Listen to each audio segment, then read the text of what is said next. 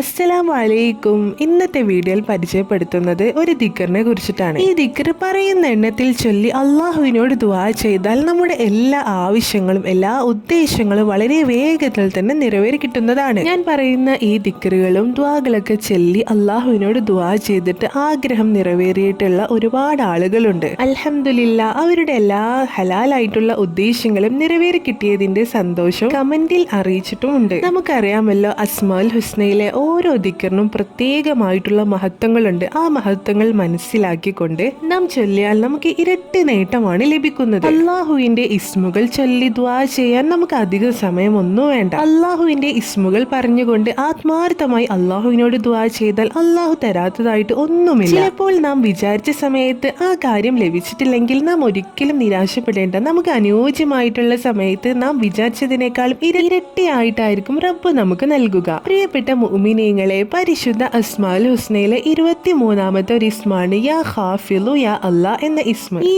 ഇസ്മ ഏതെങ്കിലും ഒരു സമയത്ത് നമ്മുടെ ഒഴിവിനനുസരിച്ച് വെറും 500 തവണ ചൊല്ലി അള്ളാഹുവിനോട് ദുആ ചെയ്താൽ ഇൻഷാ അല്ലാഹ് നമ്മുടെ ഉദ്ദേശങ്ങളൊക്കെ വളരെ വേഗത്തിൽ തന്നെ എളുപ്പത്തിൽ തന്നെ അള്ളാഹു പൂർത്തീകരിച്ചു തരുന്നതാണ്. പ്രത്യേകമായിട്ടുള്ള അല്ലെങ്കിൽ പ്രധാനപ്പെട്ട ഒരു ആഗ്രഹമോ ഉദ്ദേശമോ നിറവേറി കിട്ടാനുണ്ടെങ്കിൽ ഈ ദിക്ർ ഇങ്ങനെ ചൊല്ലിയിട്ട് അള്ളാഹുവിനോട് ദുആ ചെയ്ത് നോക്കുക.